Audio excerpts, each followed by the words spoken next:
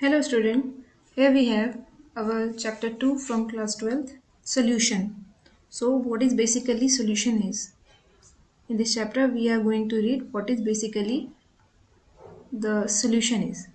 So you have solution. Solution is a homogeneous mixtures.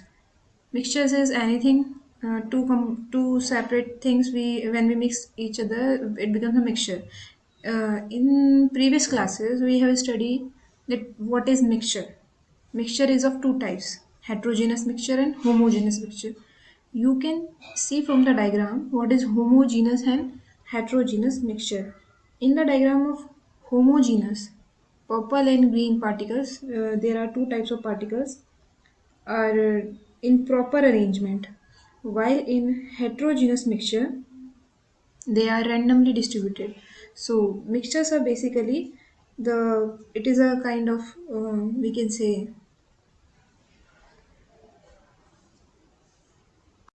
in chemistry when two or more substances mix with each other without participating in a chemical change, the resulting substance is called mixture. So there are two types of mixture: heterogeneous and homogeneous. So in this chapter solution, in our chapter solution we will deal with homogeneous mixtures only the homogeneous mixtures. So this is homogeneous mixtures. There is no boundary of separation between solute and solvent. It is basically a mixture, a homogeneous mixture in which there is no boundary of separation between the solute and solvent, the components, and they are thoroughly mixed. They are completely mixed and they are properly distributed, like in this diagram. In solution, we have two terms. We have used two terms, solute and solvent. So what is solute? What is solvent? Solute is nothing, just the component present in less amount, and the solvent is present in large amount. So basically, on the basis of quantity, they are named. The component in less amount is solute. The component present in large amount is solvent. Now we have three types of solutions in the chapter: saturated, unsaturated, and supersaturated. A saturated solution is in which no more solute can be added, and unsaturated when we can add more solute. In supersaturated, when more solute added to saturated solution, like in case of saturated solution of we can take water and sugar, and when the solution get saturated solution we have to add more sugar. So what we do, we heat the solution and more sugar can be added. That solution is supersaturated solution. Until we have to dissolve the sugar in water, that solution is unsaturated. After the amount of water and sugar get dissolved and no more sugar can be added, that is saturated. And we have to add further more sugar, so we will heat the solution and we will add the sugar. So that is the supersaturated solution. Now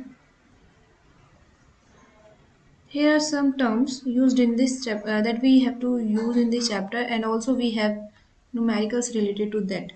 So first is mass percentage. We denote it by W by W, W for the mass. It may be defined as mass of solute per 100 gram of solution. In this case, we have solute and solution in case of mass by mass, W by W. So methods of expressing concentration of solution. These are all the methods of expressing concentration of solution. So this is the first method. In this mass percentage, for example, we will take the generally we are taking A B. So what is A and B? Let's tell you. A is solvent, B is solute. More is the solvent and less is the solute. So the component present in large amount is A, solvent, and component present in less amount is B, solute. So when we have to calculate the mass percentage, what the formula? Mass percentage of solute. So WB, that is the mass of solute divided by total mass. So WB divided by WA plus WB into 100. And similarly for solvent, WA upon WA plus WB. Or we know that we are dealing with the binary solutions in which there are only two components, only one solute, only one solvent. So in this case, we can calculate it by 100 minus mass percentage of B, or we can use the formula. The answer will be same in both the cases. Similarly, volume percentage. In mass percentage, we have taken the masses. In volume percentage, we will take the volumes. So it may be defined as volume of solute per 100 ml of solution. In this case, solute is also in volume and solution is also in volume. So volume percentage of A equal to VA upon VA plus VB, that's the total volume, into 100 because it is a percentage. Now volume percent of B, 100 minus volume percent of A, or we can also use the formula similar in case of mass percentage. Now comes mass by volume percentage. So what is this mass by volume? In this, one component is we have to take in gram and other in ml. So it may be defined as the mass of solute per 100 ml of solution. In this case, the mass of solute, it is solid. For example, sugar in water. Sugar is solid and water is in ml in liquid. So this is the mass of solute per 100 ml of solution. So this is W for mass, the V for volume. So WB, mass of solute divided by volume of solution into 100.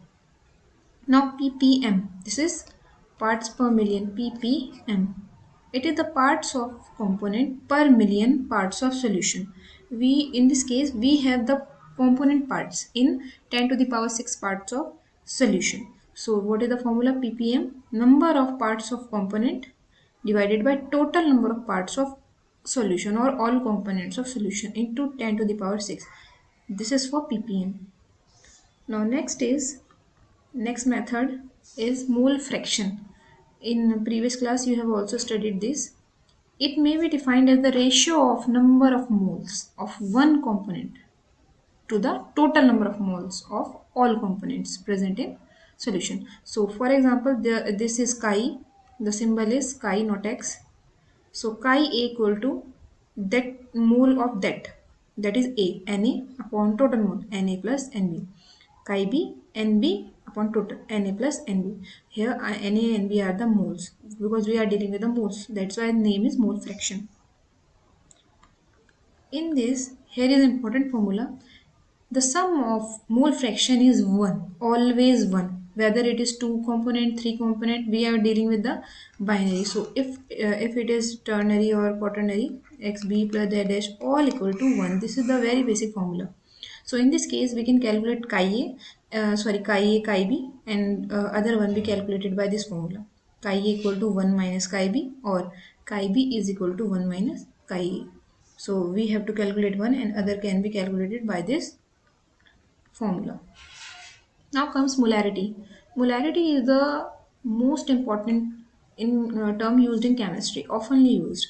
It is the number of moles of solute dissolved in 1 liter of solution. In 1 liter of solution, what is the number of moles? It is the molarity of the solution. So molarity of the solution formula is m equal to nb, moles of solute, divided by v if it is in liter. If it is in ml, we have to multiply by 1000 in the numerator. Or we can open this formula nb wb by mb, mass upon molar mass. You know that from the mole concept, mass upon molar mass. So this is wb into 1000 upon mb into v. The unit is mole per liter. See the formula nb upon v. So in the above, mole, in the lower, volume. So mole upon liter, mole per liter, or we can denote by capital M. Now next comes seventh method of expressing concentration of solution, that is molality. The main difference in molarity and molality is in the denominator. In the molarity, we have used the volume of solution. In molality, we use the mass of solvent. So basically, here is the difference only. It is the number of moles of solute dissolved in 1 kg of solvent, and there 1 liter of solution. So 1 kg of solvent. So m, small m, we denote it by small m, and v upon w if it is in kg, and if it is in gram, we have to multiply by 1000 in the above. So we can also expand this. Nb is the mass upon molar, wb upon mb. So we can open this formula. M is equal to WB upon WA into 1000 by WA. The unit is mole per kg. There mole per liter, in this case mole per kg or small m. We denote it by small. Here, important note is there. Molality is preferred over molarity. This is very important statement. Molality is preferred over molarity. This is the question in NCERT also. Why it is preferred? Molality depends on mass, which is a constant quantity, but molarity depends on volume, that varies with temperature. So it is basically due to mass and volume dependence. So molality is preferred because if we have made some molar solution, it will be same for 1 day, 2 day, 3 day. But if we have made a molar solution, that will vary according to the temperature. For example, if we have to do the volumetric experiments in the lab, so we have to prepare fresh molar solution, not the molar. Molar can be prepared 1 day, 2 day before, but in case of molar, we have to prepare the solution freshly. So molality is preferred over molarity. So here the reason, dependence of volume and masses.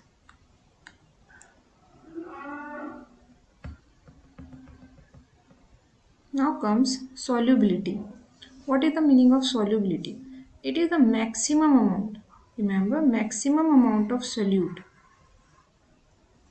Maximum amount of solute that can be dissolved in 100 gram of solvent at a particular temperature, because solubility changes with temperature. It depends on temperature. So maximum amount of solute that can be dissolved in 100 gram of solvent. Dissolved in 100 gram of solvent at a particular temperature. Solubility depends on nature of solute, solvent and temperature. These three are the basic dependence of solubility. What is the reason behind solubility? What are the causes of solubility? Why something dissolved in something? Why solute dissolved in solvent? Here is the first cause.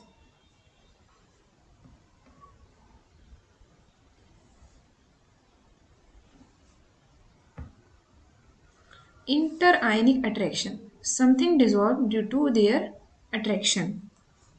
So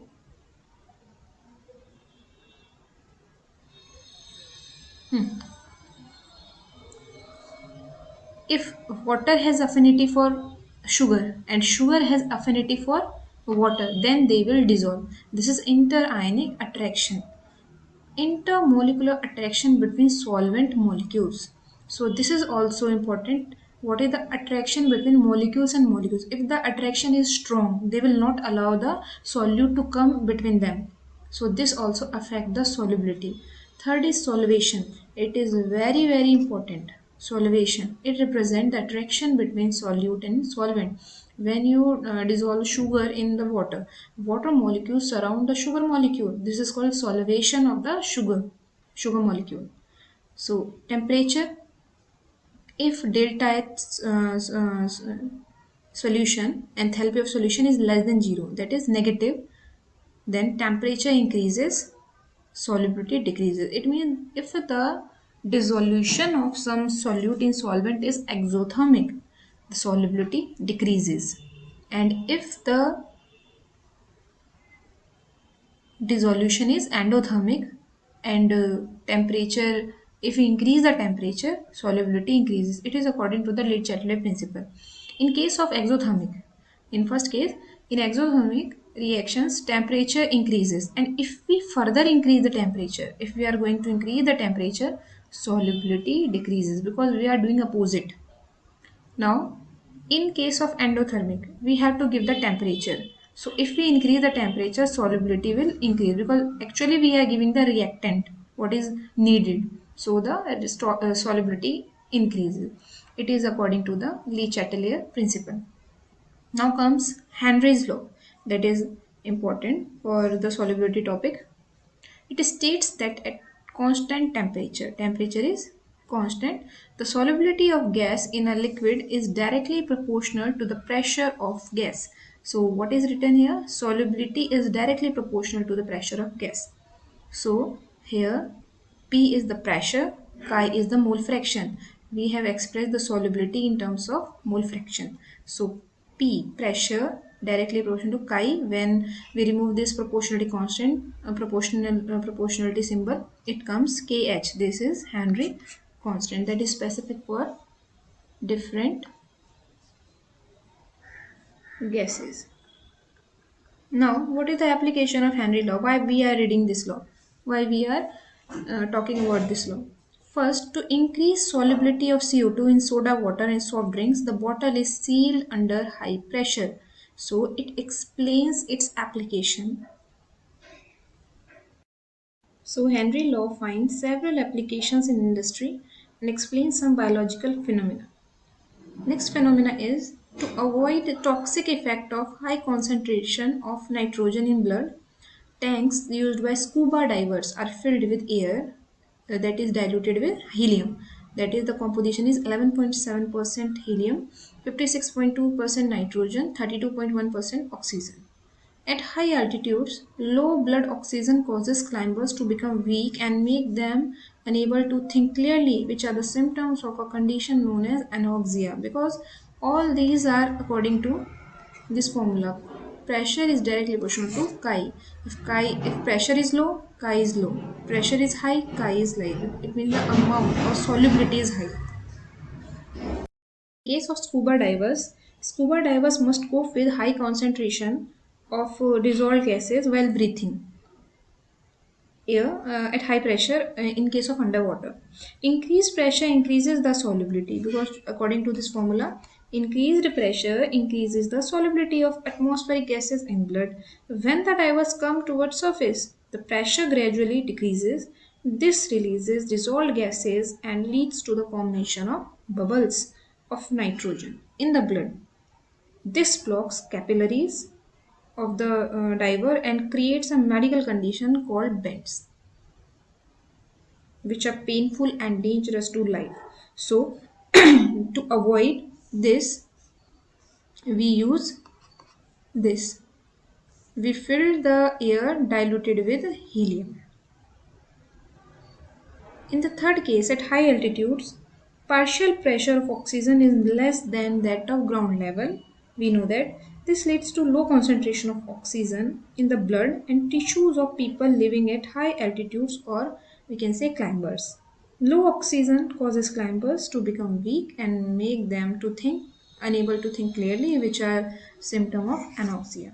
So these are guarding according to the Henry law. Now comes the limitations of Henry law. First is the Henry law is applicable only when the pressure of gas is not too high and temperature is not too low. So pressure should be not too high and temperature should be not too low. Now second limitation, the gas should not undergo any chemical change. The gas should not undergo association or dissociation in the solution. The gas should be non-reactive because it does not should not undergo association or dissociation. It should be unreactive. So this is all about Henry law. What is Henry law? What is its applications? So we have talked about till now solution. What is solution? What is the types of solution? Now methods of expressing concentration of solution: mass percentage, volume percentage, mass by volume percentage, ppm, parts per million, mole fraction, and then molarity, and then molality, and then molality is preferred over molarity. What is solubility? Factor affecting solubility, causes of solubility, Henry law, application of Henry law, and the limitations of Henry law. Now comes vapor pressure. What is vapor pressure? Vapor pressure, it is the pressure exerted by vapors above liquid surface in equilibrium with the liquid phase at a given temperature. Look at the diagram. This is liquid, this is vapor, and these vapors are hitting this. These vapors are exerting a kind of pressure when the liquid surface is in equilibrium with the liquid phase at a given temperature. So it is the vapor pressure, the pressure exerted by vapors on the surface of container. This is the vapor pressure.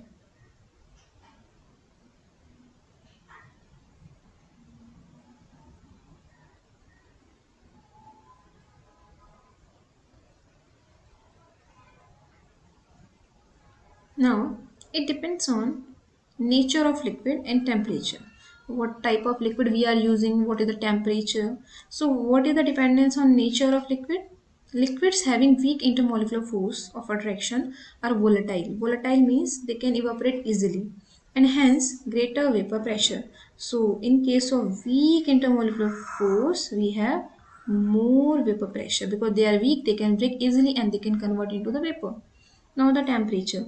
Vapor pressure is directly proportional to temperature because increase in temperature increases kinetic energy of the molecules and the molecules get in motion so fast and they can escape from the liquid phase to vapor phase very easily. So this is all about vapor pressure.